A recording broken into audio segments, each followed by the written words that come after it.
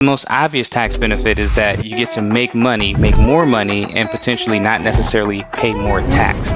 What are the other investment categories that you can invest and get these tax advantages? When you think about investing in companies that have perhaps dividend reinvestment programs and stock programs and items like that, ownership. When you sell an asset, the tax rate, which is typically capital gains, is a lot more favorable than your ordinary income tax rate.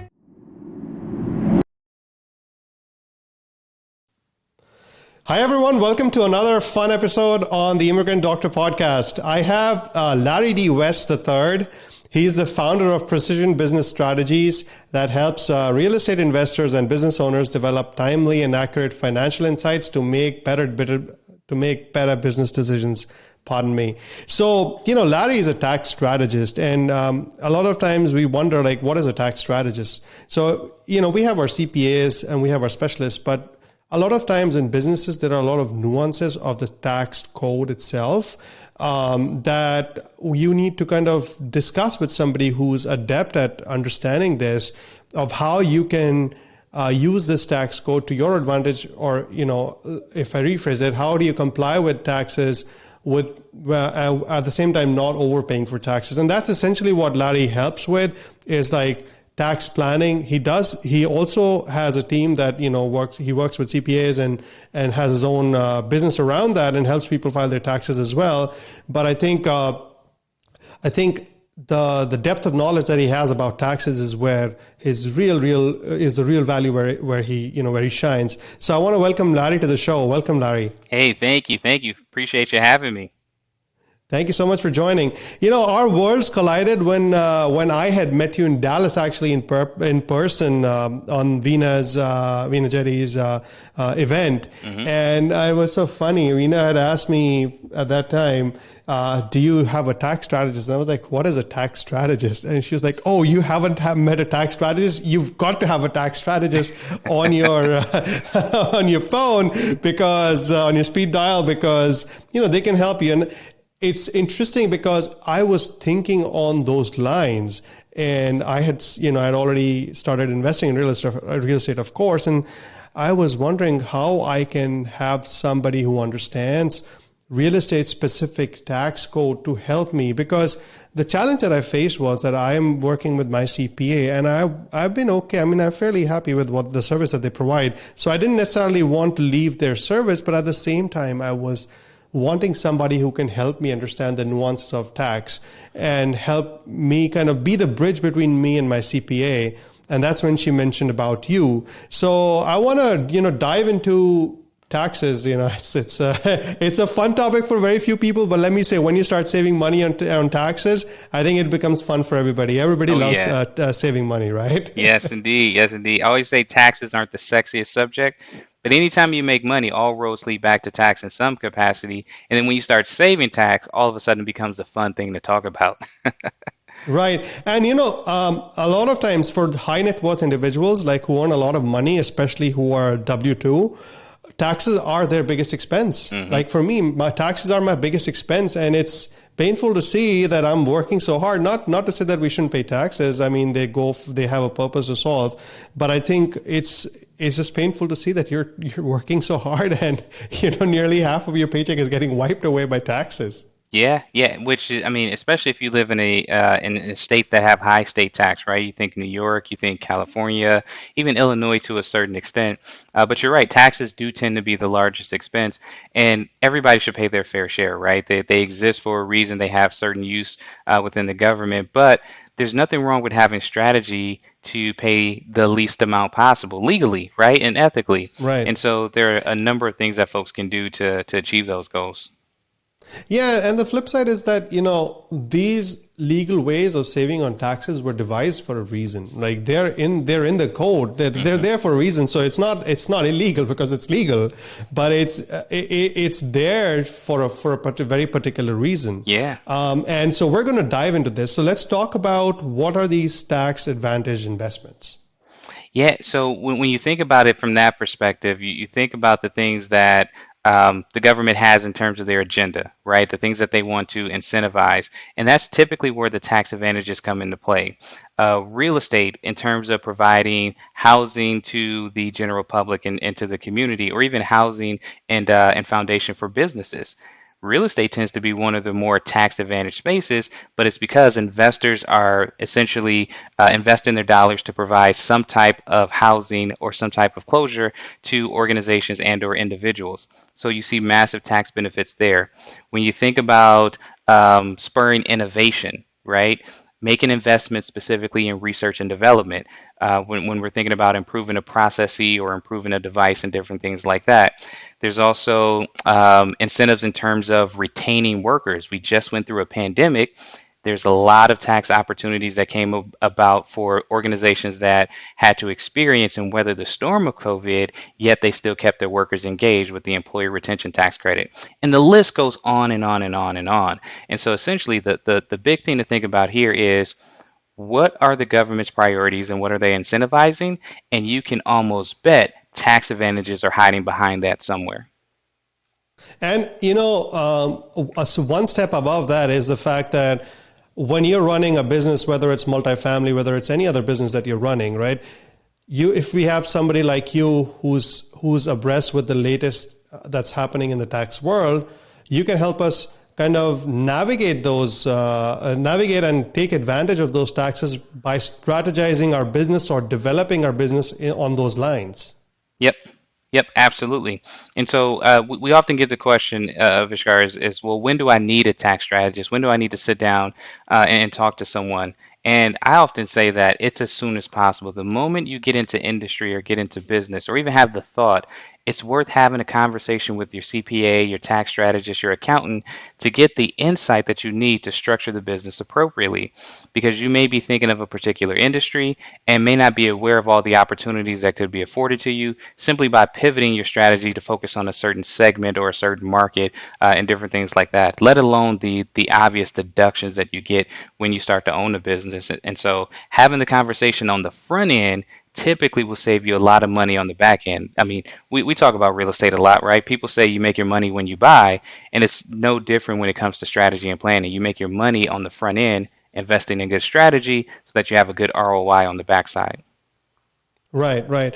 And, we're talking about these different tax advantages, right, that government offers. But I think traditionally there are a few investment classes that these tax advantages have been tied to. And I just want to dive into this because the most commonly known, the most well known is real estate. Mm-hmm. What are the other investment categories that you can invest in and get these tax advantages? Yep. So real estate is an obvious one. Some other areas, as I mentioned before, are research and development that have some tax advantages. But actually, do we want to take a deeper dive into real estate specifically, or do we want to Yes, go into the other ones?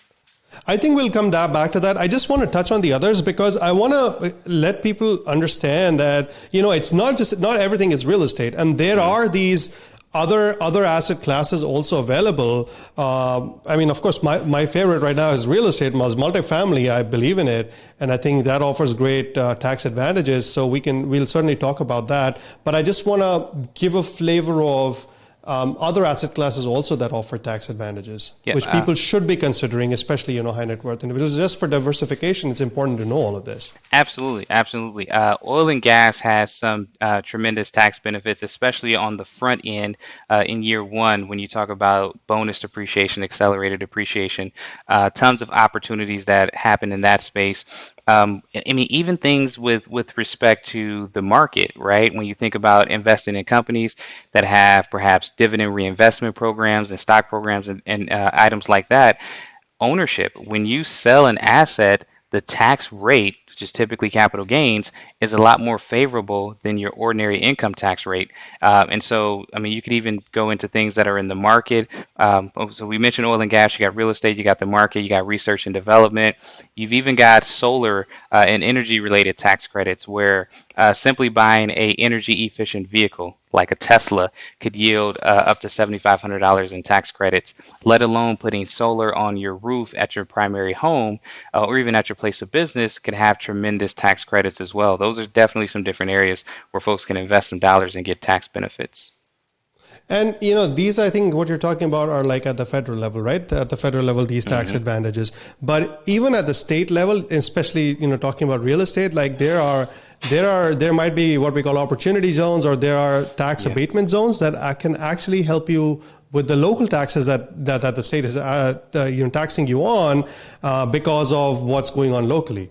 Yep, yep. The local side could have tremendous benefits, and this would be a testament to anyone who's in the development space with regard to construction and building real estate. You've got kind of these historical tax credits. You've got the low-income housing tax credits. You got a number of things, and again, the key here is, well, what are the areas that the government wants to spur some type of production? And that's where you can follow behind it and find a lot of tax opportunities and a lot of tax benefits lying. But the state and local side, there could be a lot of things there. I mean, even as simple as home ownership, when you think about the exemptions, the homestead exemptions that are afforded to you, there are a lot of different things that could help ease the tax burden, state, local, on up to the federal side. Let's talk about multifamily and real estate, because that's the space that I'm sort of operating in. What are some of the tax benefits of investing in real estate? Yep. So the most obvious tax benefit is that you get to make money, make more money, and potentially not necessarily pay more tax, right? And so that's because real estate benefits from depreciation.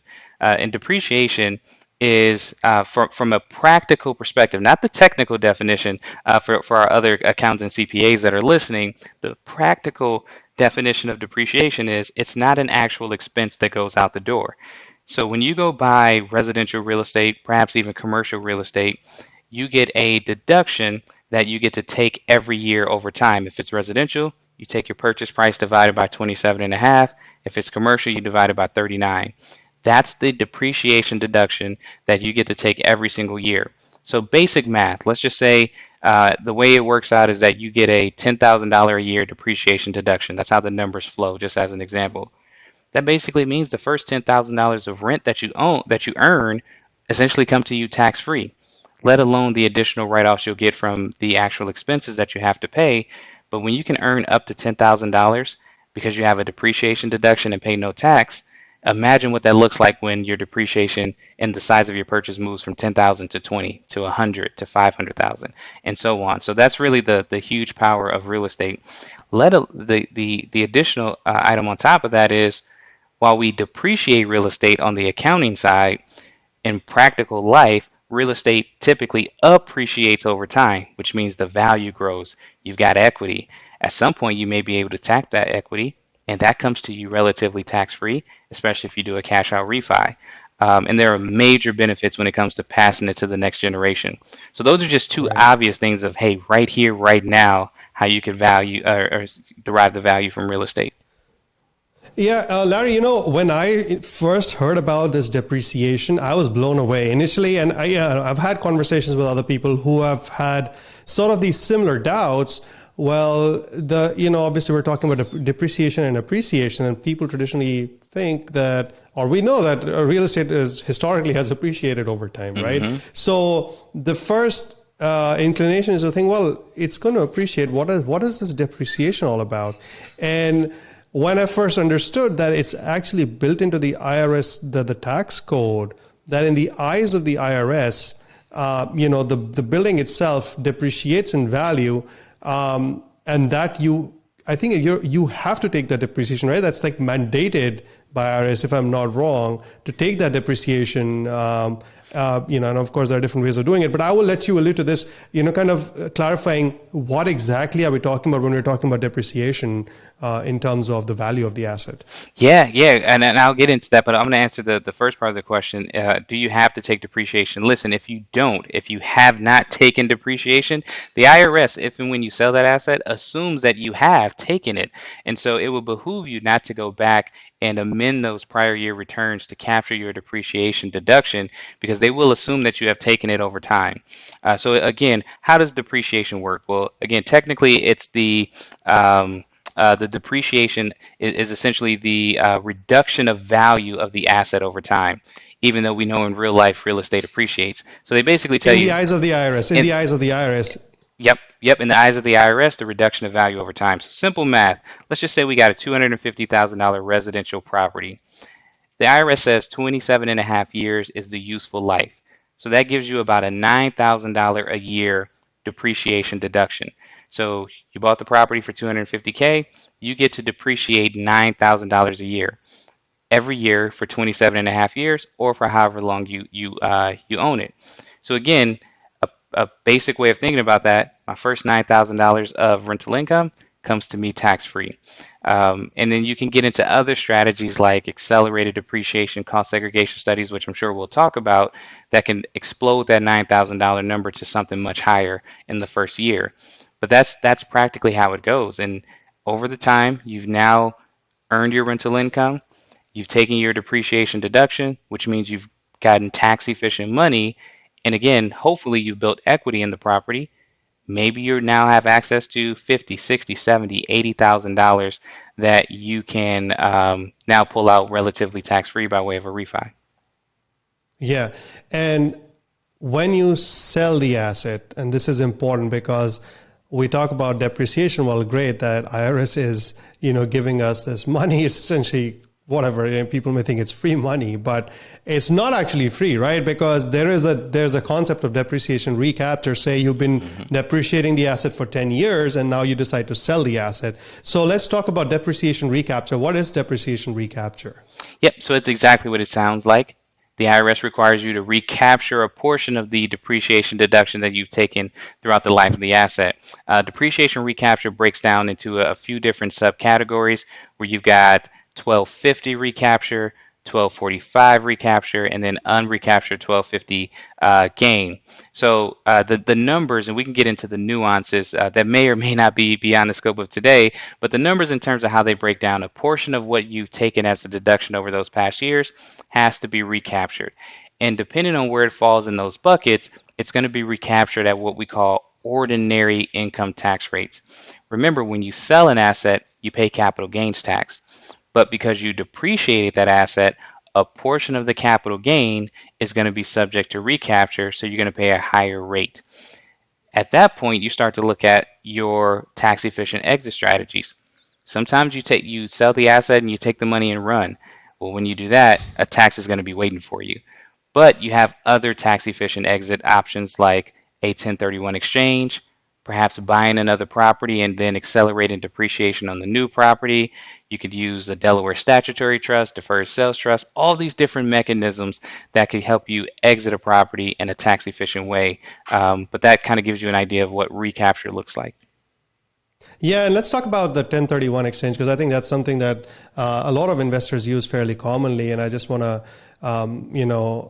give this flavor of 1031 exchange and also the Delaware statutory trust, pardon me, Yeah. what they all entail and how they help us defer taxes because it's one thing to be smart about depreciating your asset. And then the other thing is when you exit, you got to be smart about that because, Uncle Sam's waiting with that big tax bill for you to pay. Yeah, absolutely. So the 1031 exchange is perhaps the most well-known tax deferral vehicle whenever you're selling real estate. And it's really just a testament to Code Section 1031 in the IRS tax code. And it essentially says that, look, if you exchange your old property, meaning you sell it, and buy new property, like kind property specifically that they call it, which is sell real estate, buy real estate, like kind, then you can potentially defer your capital gains tax, as well as defer the depreciation recapture on the sale. The 1031 has all kind of rules you have to abide by in terms of 45 days of identifying property, 180 days to close. But the point there is if you work with your intermediary and your tax advisor and you can get those parameters locked down, you can potentially exit a property, avoid depreciation recapture, acquire a new property that's of equal or greater value, hopefully it cash flows at a higher rate, and continue to earn your tax benefits on the new asset. So it could be a really powerful wealth building strategy. We've known people who've had this moniker, exchange, exchange, exchange, and die, right? Which basically means continue to do 1031 exchanges, and then once you pass away, that property then rolls to your family, to the next generation, in a very tax efficient way. And when it rolls over to your family, they're not taxed if they sell it, right? That's right. Those taxes don't carry on. That's right, because what they receive is what's called a step up in basis. And what that basically means is on the date of death, whatever the fair market value of that property is, that's now your family's fair market value. So maybe you bought a $250,000 property, you held on to it, and when you pass away, it's worth $800,000. Your family then walks into that property at a $800,000 basis, which means they can start to depreciate at $800,000. Or they could sell the property for $800,000 and pay no tax on it because their basis is 800. So there are a lot of benefits when you think about it that way. And that's why real estate is so powerful, because not only are you appreciating the asset, not only are you cash flowing from the asset, you're also depreciating the asset, and you're being savvy about your tax efficiency, and you make money in various different ways in real estate.